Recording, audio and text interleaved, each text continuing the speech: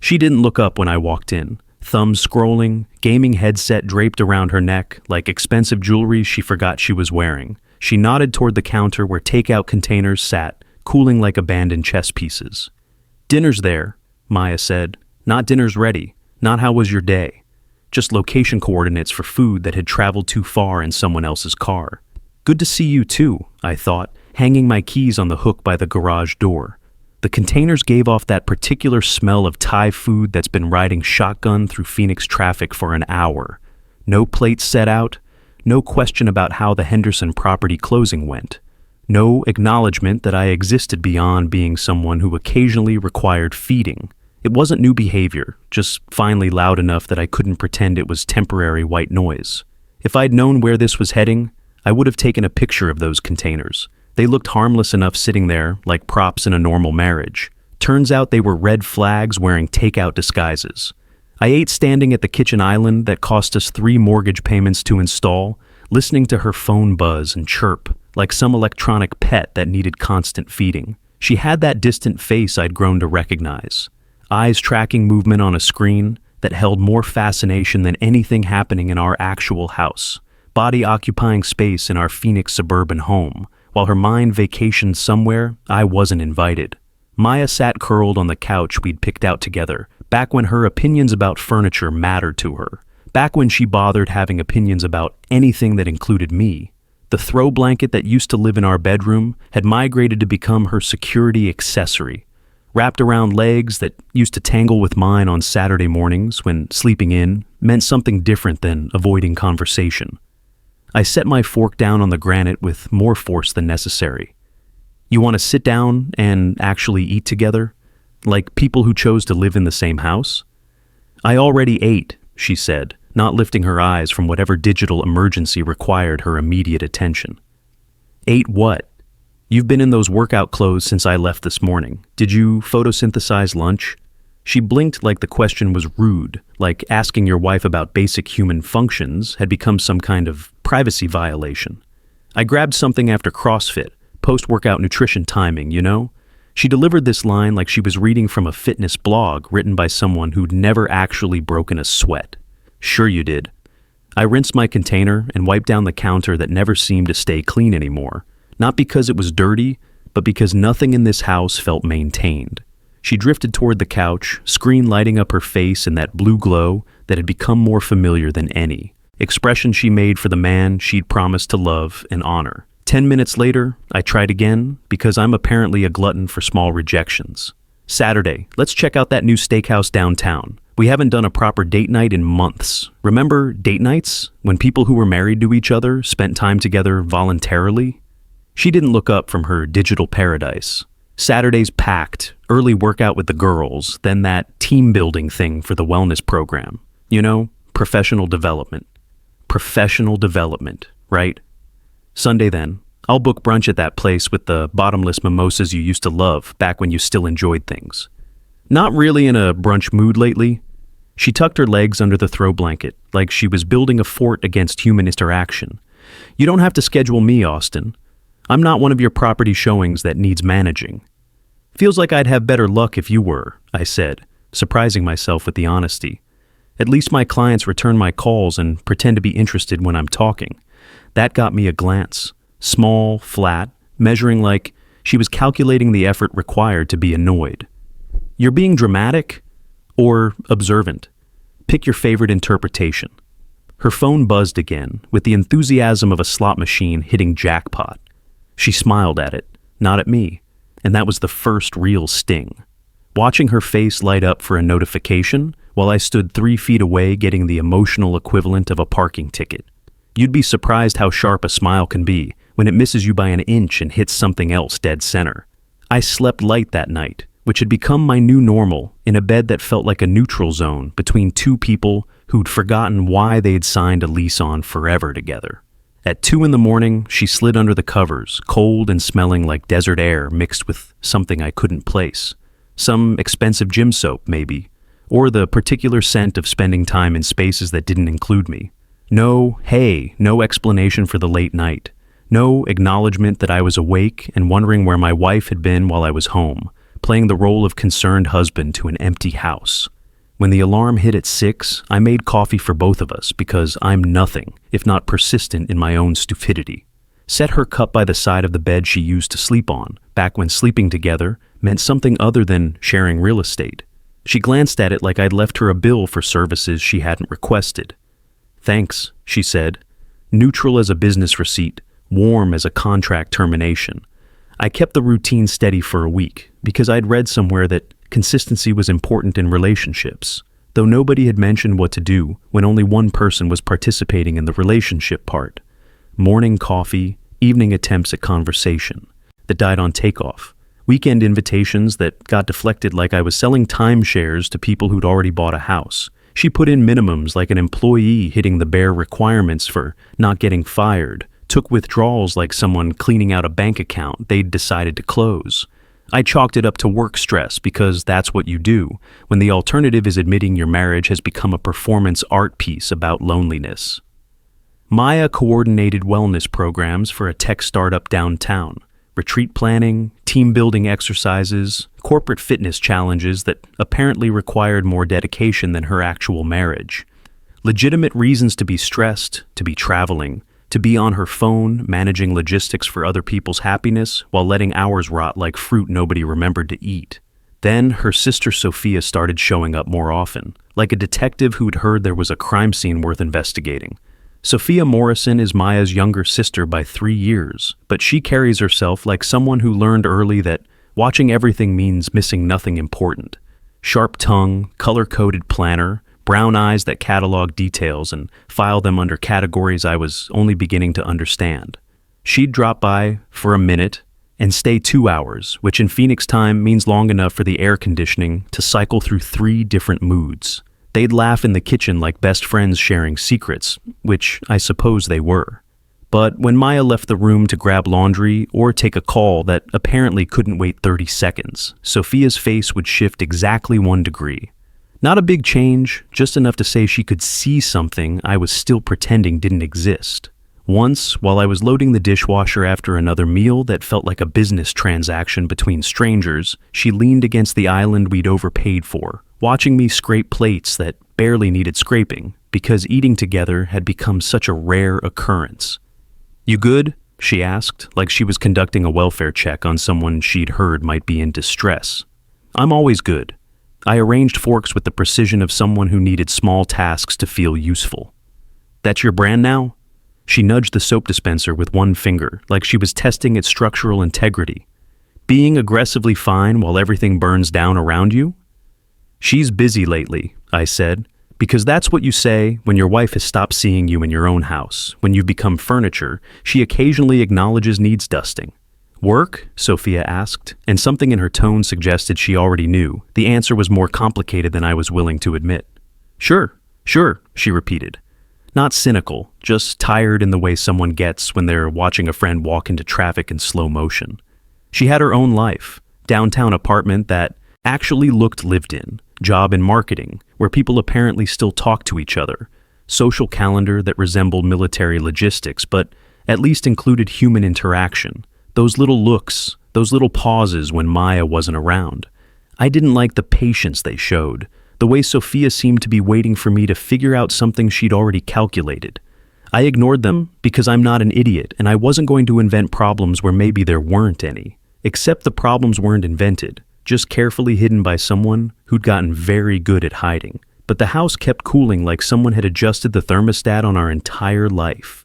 It wasn't one thing. It was a collection of small cuts administered by someone who'd learned how to bleed you slowly enough that you wouldn't notice until you were already dizzy. Maya started taking her dinner to the living room, eating while watching something on her laptop with earbuds in, like she was curating her own private entertainment that had no room for audience participation. She stopped asking about my deals, about the commercial properties I was trying to flip, about the promotion I was chasing at the firm that would actually mean something if I had someone who cared about my success. She left early for meetings that started before most businesses opened and came back after I'd given up waiting like a dog by the door for someone who'd forgotten they owned a dog. If I touched her arm reaching for coffee, she angled away like I was furniture someone had put in the wrong spot, like my hands had become inconvenient obstacles in the navigation of her day. "Am I missing something here?" I asked one Thursday evening, when the silence had gotten so thick you could cut it with the knife I was using to make a sandwich that tasted like cardboard and defeat. We were in the kitchen again, her with a salad that looked like performance art, me with food I was eating, because stopping would mean admitting this wasn't working. Did we fight and I blacked out? Did I miss some major relationship termination event? She speared a cherry tomato with more violence than produce typically requires. "Why do you always do this?" "Do what exactly?" "Make everything about you." "It's not always about you, Austin. It's our house. It's my week from hell at work. It's life being complicated. I don't have energy for hand-holding and emotional labor right now. Newsflash, you don't need to hold my hand. Just don't slap it away every time I reach for you, like I'm some kind of harassment you need to deflect." She snorted. Actually snorted, like I'd said something amusing, rather than true. "You're so sensitive lately. Everything's a big drama with you." I kept my voice level because raising it would give her an excuse to make this about my temper instead of her disappearing act. "No, I'm exact. There's a difference between being dramatic and being accurate about what's actually happening in this room."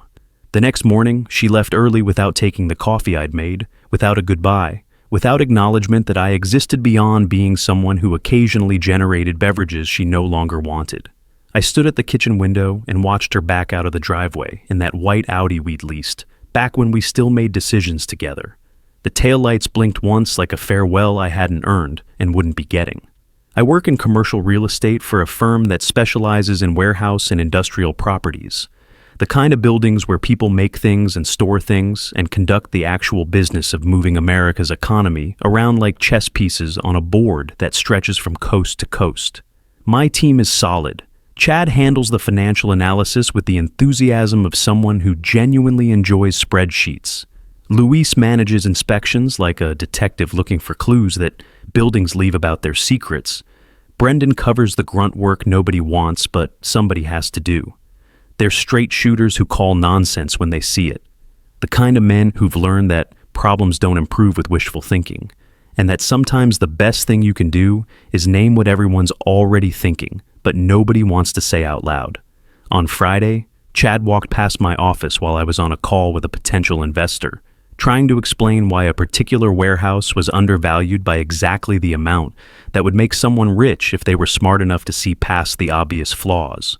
He raised an eyebrow at my tone, which apparently sounded less like confidence and more like someone reading lines from a script he'd stopped believing in. Later, at lunch, unwrapping his sandwich like he was defusing a bomb that might explode into an uncomfortable conversation, he said, "You're quiet lately. You break something I need to budget for." "I'm good," I said, because that's what you say when you're not good but haven't figured out how to explain the specific ways you're not good. "You sound like my son when he put a baseball through my neighbor's window." He took a careful bite and studied me like I was a property he was considering investing in, but had concerns about the foundation. "Home's loud, that's all. Move the furniture." "Not that kind of loud." Chad shrugged and went back to his sandwich, but the comment hung in the air like smoke from something that had been burning longer than anyone wanted to admit. My ex-wife used to disappear into her phone like it was a portal to somewhere better than wherever I was. When she finally looked up, we were strangers sharing the same mortgage. That observation hit me like a 2x4 between the eyes, the kind of clarity that makes you realize you've been staring at the answer to a question you were afraid to ask. On Monday, I made a plan, not a grand gesture designed to win her. Back, not flowers and apologetic speeches and promises to change into someone I'd never been. Logistics, strategy, the kind of methodical approach I used when a property deal was going sideways and needed surgical intervention rather than emotional investment. I rearranged my schedule to be home less when she was there, which turned out to be easier than expected since she'd already been practicing the same strategy from her end. The Wednesday trivia night with her wellness coordinator friends, where I'd become background entertainment while she texted through every question like she was managing a crisis that couldn't wait for halftime. The Sunday coffee runs that had become me driving while she giggled at messages from people who found her funnier than I did. I canceled those appearances like a performer who'd realized nobody was watching the show anyway. I moved my gym bag to the office and started working out before work instead of after, which meant I was showered and caffeinated and professionally dressed by the time she was stumbling toward consciousness, in workout clothes she'd apparently slept in. Put the money we usually spent on those forced social events into a separate account, not to hide it from her, but to clarify the mathematics of what we were actually investing in versus what we were getting back. I left a note on the whiteboard calendar in the kitchen. Austin's schedule changed. Don't wait up. A. Professional communication for what had become a professional relationship between two people who happened to share a mortgage and a last name. When she noticed my strategic withdrawal, it was because I didn't show up to trivia and her friend Jess apparently texted asking where her designated driver had disappeared to. Like I was a service she'd forgotten she was paying for rather than a husband she might actually miss.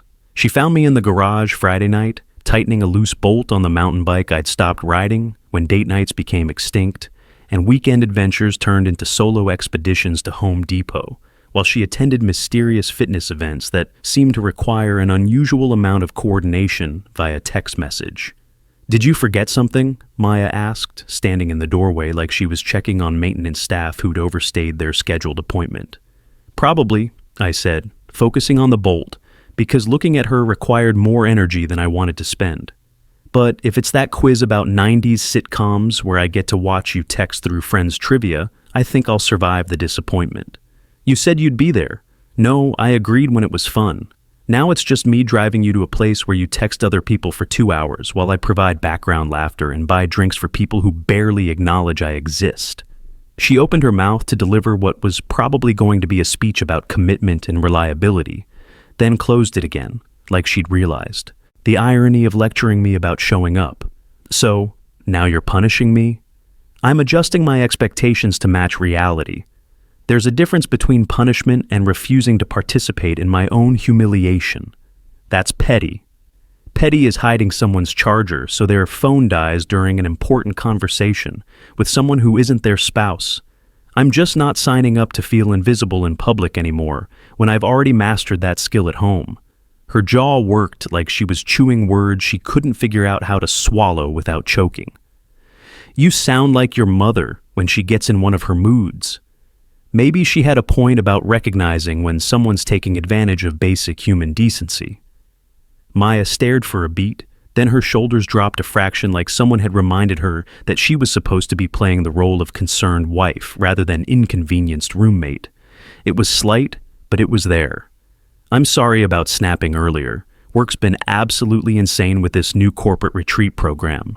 Multi-site coordination, budget approvals, vendor management. Can you give me some slack here?" "I've got slack," I told her, wrapping the wrench in a shop rag that had seen better decades. "I also have self-respect.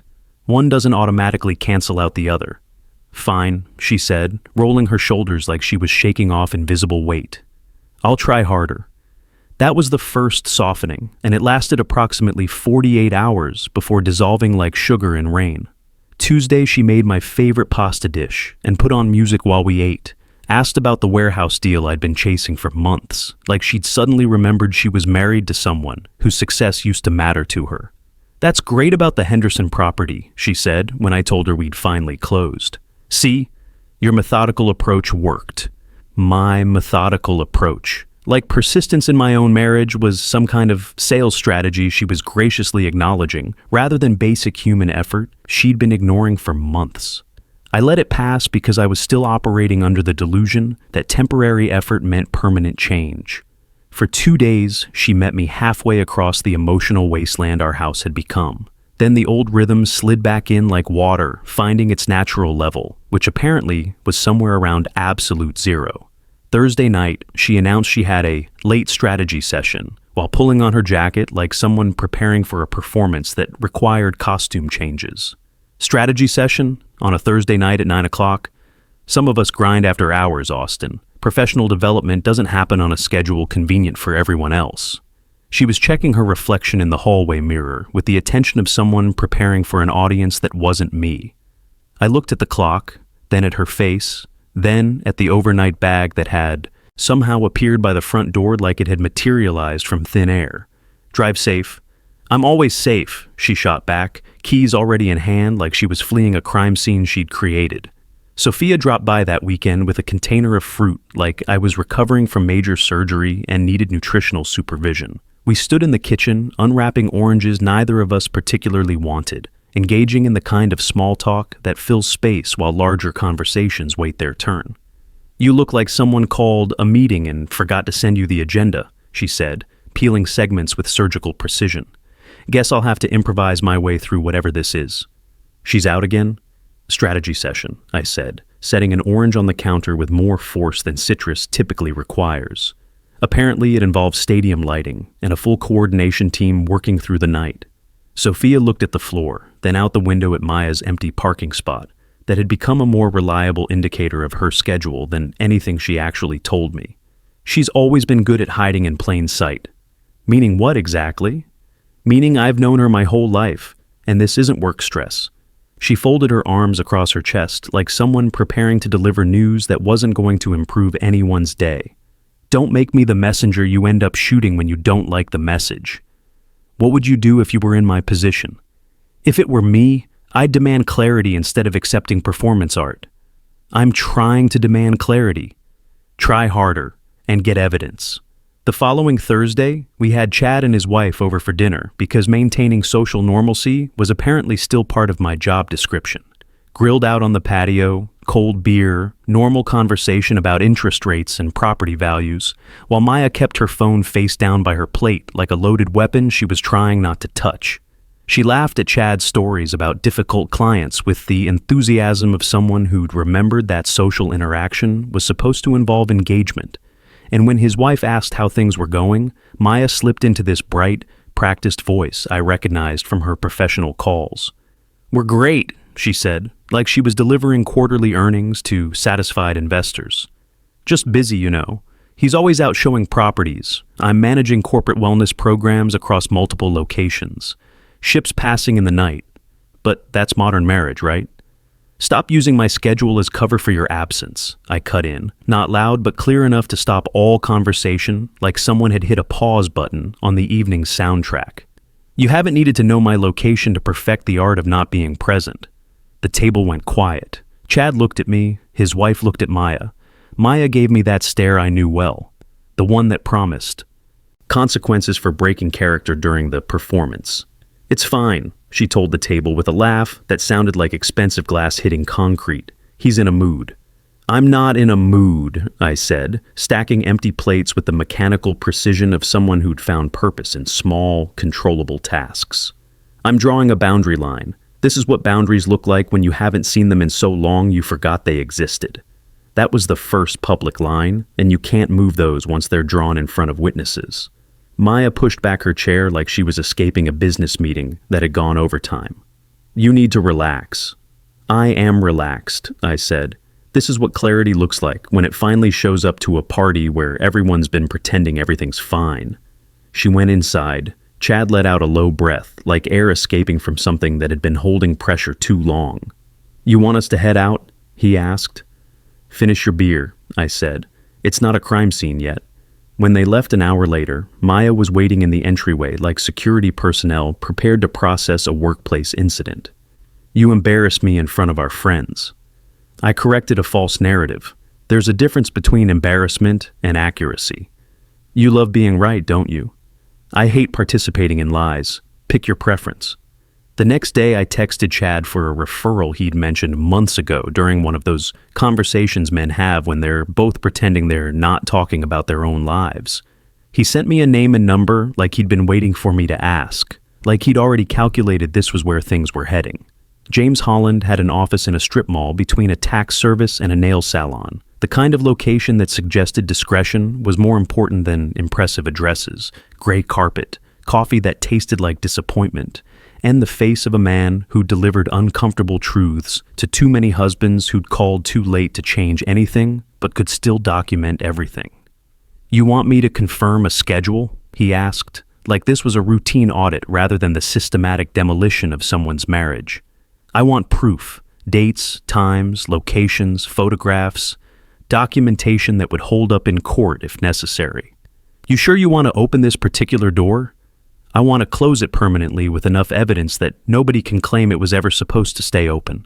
He nodded and took my retainer check, like someone accepting payment for a service that nobody really wanted to purchase. I drove back to the office and spent the day negotiating deals for other people's properties, while mine fell apart with mathematical precision.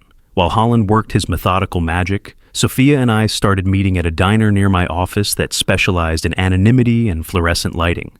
Vinyl booths, waitresses who called, everyone horn, regardless of age or criminal history, and the kind of atmosphere that discouraged intimate conversation while somehow making honest conversation inevitable. "I'm not here to make you feel better about things you already know," she said one afternoon, stirring coffee that had achieved the perfect balance between caffeine and existential despair. "I know less than I should, but more than I want to. You know enough to act. The question is whether you'll act on what you know or keep collecting evidence for a case you're afraid to prosecute." 3 weeks later, Holland sent me an email that contained everything I'd paid him to find, and several things I'd hoped he wouldn't. Dates that corresponded exactly to Maya's strategy sessions. Hotel receipts from the Cleveland trip that proved she'd never left Phoenix. Text message logs that mapped her lies with GPS precision. Photos that told a story I'd been too married to read, but could no longer pretend didn't exist. I printed the report and spread it across the kitchen table like evidence exhibits for a trial that only needed one witness. Then, I retrieved the divorce papers I'd been preparing with the same methodical attention I brought to property deals that required surgical precision rather than emotional investment. When Maya came home from her latest late meeting, she stopped in the doorway like someone who'd walked into the wrong movie and was trying to figure out when the plot had changed without her permission. "What's this?" she asked, looking at the papers arranged across our table like a closing statement that required her signature. "Clarity," I said. "Documentation of what's been happening while you've been managing your extensive professional obligations." She looked down at the photographs, and her face didn't crack so much as lose all its carefully maintained color, like someone had turned off the power to whatever had been keeping her performance running. "Austin, I can explain." "You don't need to explain anything. The timestamps and GPS coordinates already handled the explanation part." She sat down hard, like someone who'd just calculated the actual cost of decisions she'd been making on credit. "I messed up. I know that sounds inadequate, but I can fix this. We can get counseling. We're not a we anymore," I said, sliding the papers across to her. "You solved that equation months ago." She signed everything I pointed to without reading the details, like someone who'd finally understood that negotiating was no longer an option available to her. 6 weeks later, I was making eggs on a Saturday morning, actually humming, while Sophia showered upstairs in what had become our house rather than the museum of my failed marriage. My phone buzzed with a client text just as there was a knock at the door. I opened it to find Maya standing on my porch, looking like someone who'd been doing math with insufficient data and finally realized the numbers had never been in her favor. "I can't live without you," she said, like this was information I'd been waiting to receive. "I realized everything I threw away for something that wasn't even real. I want to fix us." The shower upstairs shut off. Sophia appeared at the top of the stairs in my old college t-shirt, hair wet, taking in the scene with the calm assessment of someone who'd been expecting this exact conversation. "Oh," Maya said, like someone who just realized she'd been playing chess while everyone else had moved on to a completely different game. "So, this is your plan? Moving on with my sister?" Sophia came down the stairs like she was walking into a boardroom where she held all the relevant data. "It's not a plan," she said, voice steady as mathematical proof. "It's a consequence." Maya looked between us like someone trying to solve an equation where all the variables had changed when she wasn't paying attention. "You can't just replace me." "Nobody replaced you," I said. "You vacated the position. Someone else just turned out to be qualified for work you decided you didn't want to do." Maya's eyes filled with the kind of tears that show up when someone finally calculates the actual cost of decisions they'd been making with borrowed time. "I can't live without you." Sophia's smile was sharp as a closing argument. "Then you'll have to learn."